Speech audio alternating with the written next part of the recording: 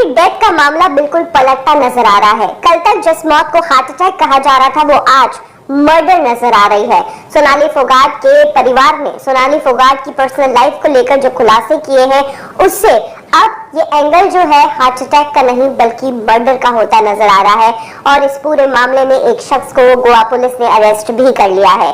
सोनाली फोगाट की गोवा में heart attack के कारण डेथ हो गई, लेकिन डेथ के बाद सोनाली की फैमिली सामने आई। उन्होंने कहा कि ये डेथ नहीं है, सोनाली तो परफेक्टली फाइन थी। सोनाली के साथ कुछ लोग हैं जो उसकी जान लेना चाहते हैं उसकी प्रॉपर्टी हड़पने के लिए। और आज सोनाली फोगाट के भाई रिंकू ढाका ने कहा है कि सोनाली फोगाट की हत्या का जिम्मेदार उसी का पीए सुधीर सांगवान है। सुधीर सांगवान ही वो शख्स था जो सोनाली के साथ गोवा में था और सोनाली की डेथ की जानकारी सुधीर ने ही सोनाली की फैमिली को दी।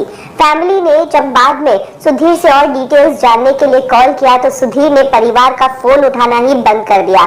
सोनाली के परिवार की तरफ से 50 फोन सुधीर को गए होंगे लेकिन उसने फोन नहीं उठाए, जिसके बाद सोनाली की फैमिली गोवा पहुंची और वहां पहुंचते ही सोनाली के परिवार ने सुधीर सांगवान पर मर्डर का इल्जाम लगाते हुए एफआईआर दर्ज करवाई। अब इस एफआईआर की डिटेल्स सामने आई है और इस एफआईआर की डिटेल्स से बहुत ही चौंका देने वाले खुलासे हुए हैं।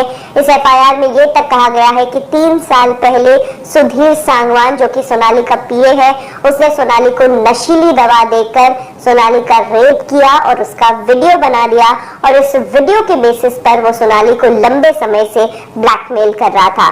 सोनाली के ATM cards, credit debit cards, bank accounts, lockers, बंगले की चाबी, कार की चाबी, ये सारी चीजें सुधीर के पास ही रहा करती थी। रिंकू ढाका ने अपनी एफआईआर में ये भी बताया कि 2021 में सोनाली के घर पर चोरी हो गई थी और बाद में पता चला कि ये चोरी सुधीर ने ही करवाई थी, क्योंकि उनके घर में जो कुक था, जो नौकर था, वो सुधीर के जरिए था और उसी ने ये चोरी की थी। इतना ही नहीं, सोनाली ने अपनी डेथ से एक दिन पहले परिवार को 4-5 फोन किए, नॉर्मल कॉल्स थे ये।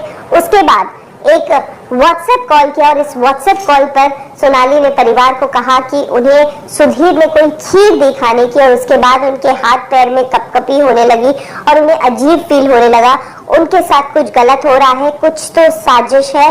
इसके बारे में सोनाली ने परिवार को ज्यादा खुलकर नहीं बताया क्योंकि कॉल पर पीछे से सुधीर की आवाज आ रही थी और सोनाली ने परिवार वालों को ये कह दिया कि मैं बस कुछ ही दिनों में घर आ रही हूँ, मैं आपको सब कुछ बताती हूँ। सुधीर सोनाली की उस वीडियो के जरिए सोनाली को बार बार ब्लैकमेल करता था और इस वीडियो के नाम पर कई बार उसने सोनाली का रेप भी किया और इस वीडियो के दम पर वो सोनाली को ये तक धमकी देता था कि तेरा राजनीतिक और एक्टिंग करियर तबाह कर दूंगा। परिवार ने ये भी बताया कि सुधीर ने उन्हें झूठ बोला था कि गोवा में शूटिंग है, गोवा में कोई शूटिंग नहीं चल रही थी।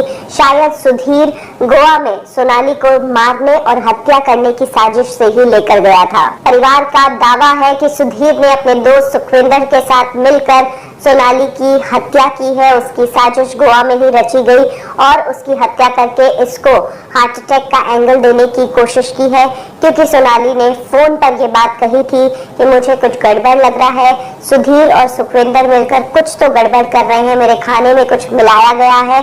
और अगले दिन परिवार वालों को डायरेक्ट सोनाली की डेथ की खबर दी गई, कहा गया कि यह हार्ट अटैक है और उसके बाद सुधीर ने परिवार वालों के फोन्स उठाने बंद कर दिए।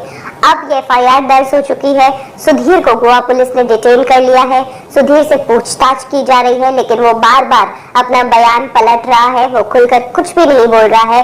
साथ ही परिवार के गोवा पहुंचने से पहले सुधीर ने सारे एविडेंसेस को हटाने की कोशिश की है। सोनाली के लैपटॉप्स, फोन्स या पेन ड्राइव्स, जो कुछ भी उनका डेटा था वो सुधीर ने गायब करवा दिया है।